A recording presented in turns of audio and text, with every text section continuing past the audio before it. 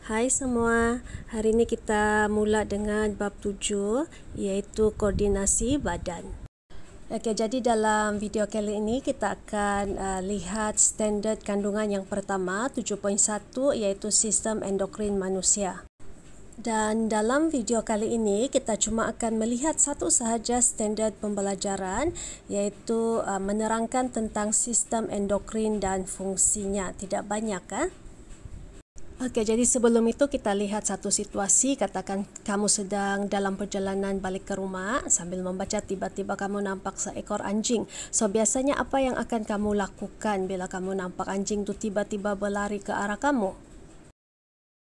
Confirm lari lah kan, apa lagi? Jadi waktu ni kamu lari paling laju. Kalau jumpa pagar pun kamu boleh lompat saja pagar tersebut. Okey, macam mana kamu boleh buat begitu sedangkan hari-hari kamu tidak boleh berlari dengan laju? Jadi situasi ini ada kaitan dengan pelajaran kita hari ini, iaitu kita mau lihat apa yang dimaksudkan dengan sistem endokrin.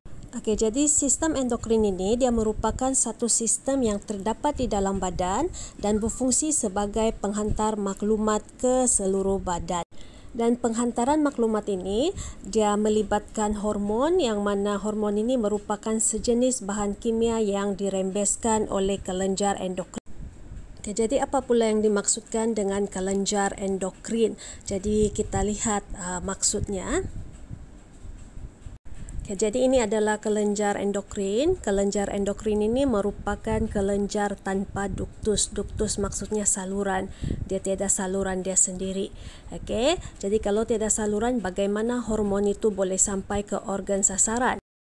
Hormon itu akan dirembeskan oleh kelenjar endokrin secara terus ke dalam aliran darah. So, peredaran darah itu yang akan membawa hormon ke organ sasaran lah. Okay. Organ sasaran ialah organ yang bergerak balas terhadap hormon itu. Okey, sekarang kita lihat ciri-ciri hormon. Hormon yang dirembeskan oleh kelenjar endokrin di dalam sistem endokrin manusia. Okey, jadi yang pertama sekali, kesan yang dialami daripada hormon itu, kesan itu adalah lama lah. Okey, yang kedua, hormon ini merupakan sejenis bahan kimia organik dan dia adalah sejenis protein.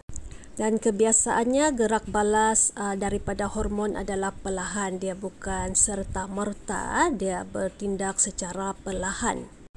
Hormon juga dia merangsang fungsi tisu atau organ yang khusus. Hormon juga dirembeskan dalam kuantiti yang sedikit. Sedikit saja sudah cukup untuk menghasilkan suatu gerak balas. Hormon yang dirembeskan itu akan dibawa oleh peredaran darah ke organ sasaran, yang mana organ sasaran ini mempunyai reseptor sesuai yang boleh mengenal dan bergerak balas terhadap hormon yang tertentu. Dan satu jenis hormon boleh mempunyai lebih daripada satu organ sasaran. Jadi ini adalah contoh gerak balas terhadap keadaan kecemasan. Contohnya dikejar seekor anjing tadi itu. Jadi apabila kita nampak keadaan yang mencemaskan, kelenjar endokrin ini dia akan merembeskan hormon yang menyebabkan peningkatan denyutan jantung, kadar pernafasan, tekanan darah, aras glukosa dan juga kadar metabolisme. Jadi ini menyebabkan lebih banyak oksigen dan juga glukosa dibekalkan ke otot kita dan otot mendapat lebih banyak tenaga. Itu sebab kamu boleh lari dengan laju. Sekarang kita akan lihat kelenjar endokrin utama yang membentuk sistem endokrin manusia. Jadi yang pertama sekali kita ada kelenjar pituitari. Kemudian ini adalah thyroid. Yang ketiga adalah merupakan kelenjar pankreas. Kemudian kita ada kelenjar adrenal.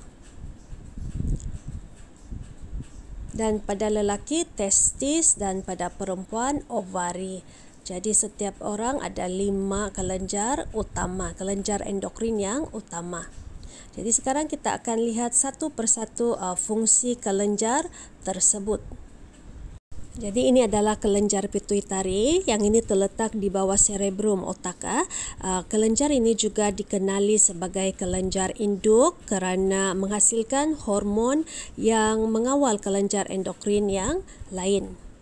Kelenjar ini merembeskan hormon antidiuresis yang mana fungsinya adalah mengawal kuantiti air yang diserap semula oleh ginjal. Dan satu lagi hormon yang dirembeskan adalah hormon pertumbuhan, growth hormone. Jadi fungsi hormon ini dia merangsang pertumbuhan di peringkat kanak-kanak. Selain daripada itu mengekalkan komposisi badan yang sihat bagi orang dewasa.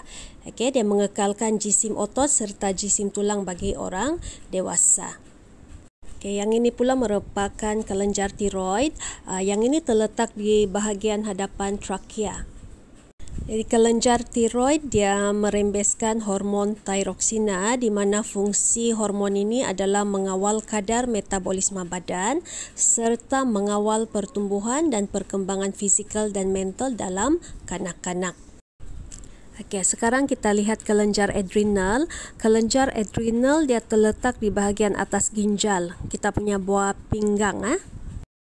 Hormon yang dirembeskan adalah adrenalina di mana fungsinya adalah menyediakan badan kita untuk bertindak dalam keadaan kecemasan iaitu dengan meningkatkan kadar metabolisme, meningkatkan kadar denyutan jantung, meningkatkan aras glukosa di dalam darah dan membesarkan saiz anak mata supaya kita boleh kita lebih bertenaga lah, boleh lari dengan laju macam tadi kalau kena kejar anjing kan.